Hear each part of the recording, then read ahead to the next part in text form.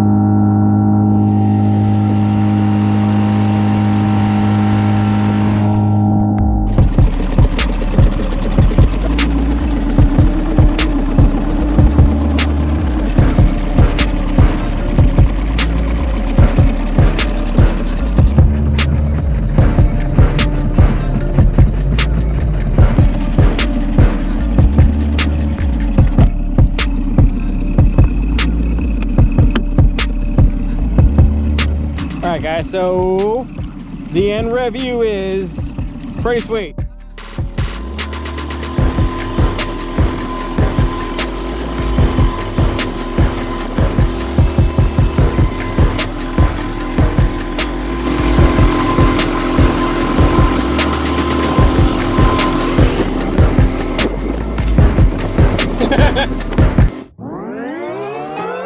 A lot of people comparing these motors to their two-stroke counterparts, saying, you know, they wouldn't trade the two-strokes in for anything. So I want to give you a few things to talk about, because I had two-strokes on prior to running any sort of four-stroke motor here in this class. And these are in a different class though. They're not just four-strokes, they're EFI four-strokes. There's carbureted four-strokes, and there's EFI four-strokes. EFI four-strokes are in a class of their own. In terms of quietness and fuel efficiency, they're even better. And in fact, like anywhere from like their 2.5 to 9.9 horsepower versions are carbureted. Those are actually louder than these motors, and they're much smaller motors. Just to give you a deal on the sound effects. So I use 6-gallon gas tanks in my boats since forever, and so if you went out, I think I got about an hour and some change worth of use from a 6-gallon on my two-stroke motors, both my 40 horse Tohatsu and my 25 horse Evinrude, at constant throttle. But if I went in, it would last me like a fishing trip. But if I didn't refill the next fishing trip, like, you were taking a risk. You were taking a serious risk. With these, I don't have to refill till like 5 trips, at least with this one. And this one uses even less gas, so it probably gets close to like 6. You probably could get a legit 5-6 hours. You probably get a 6 hours out of a 6-gallon gas tank, constant throttle on this motor. That's a lot of usage. Like, imagine just throttling this thing for 6 hours. That's like going across the state to another city somewhere. This one I got, I think 5, super close to 5, 4.5, 5 out of it. This one just really, I was comparing in terms of uses on constant throttle because I was towing, and I towed on both of them, and I watched the gas level. This one definitely does beat this one in fuel efficiency, but this one is so fuel efficient by itself that, God, to have anything better than that is just insane. Like, you would, I don't know what it would take for you to run through, so hopefully you're using some sort of fuel preservative when you're throwing these things, because that fuel will go bad if you're only going out in the lake in spurts.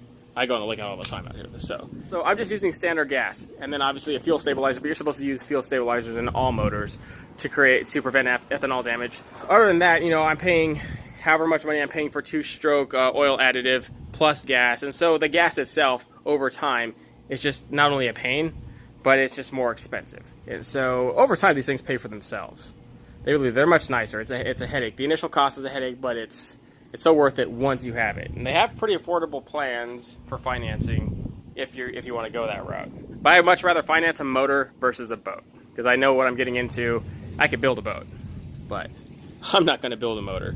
I do miss the high revving of a two-stroke, and I do miss the lightness of a two-stroke, because back then they were more worried about, you know, utilitarian usage over cosmetic usage. But this is the first motor I've used in a very long time that kind of made me feel a little bit more at home in terms of that two-stroke feeling with the motor kind of wobbling and flexing as you pulled on it, with the lightness of itself when I picked it up and put it on the stand versus picking that thing up. Right now I'm gonna have to put it on my boat. And I do feel a lot better now using a 9-pitch prop for the towing, and then comparing directly to my motor with a 9-pitch prop, and then understanding that my motor does have the extra cylinder and the extra 5 horses are worth it, that it's not just 60 extra pounds of footage kind of essentially towing itself. The motor is a little bit more explosive on the whole shot, and it is a little bit more consistent pushing through high end. So it would beat the 20 horse on the same boat with the same pushes. But this thing is so close. Kind of think about this as like a Bud and Bud Light.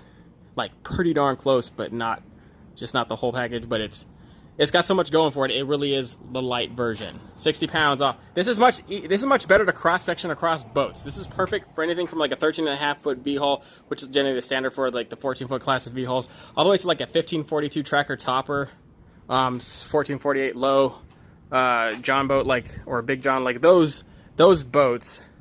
It's perfect. Like, this motor is nice and powerful. I'm not gonna be able to cross section this motor across that boat spectrum. So if I wanted to like put this one on different boats later, putting that one on a 14-foot boat, stretching it, unless it's a 14-foot like this Lund, which is a serious 14-foot boat, and that thing's rated for like a 40 horse. Then, but like a standard like small one, you know, this motor could just cross section over to anything. Cross section down to a lower boat, cross section over to my boat. This is just a much more versatile motor, and it has a lot more portable short shaft qualities versus this one. What I'm going to do with this motor later, if you're wondering, is I'm likely going to convert it to a console motor. I'm going to redo my boat, record it, kind of regroup it to a console, more or less because, you know, my family, it's going to become more of a family boat, and this is a perfect motor to kind of put it on there.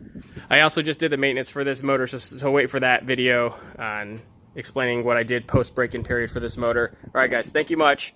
I hope you enjoyed the content, and definitely inquire about this motor, and definitely check it out at Fallon Marine if you're local. If you're in the tri-state area, definitely worth the drive. All right, I'll see you later.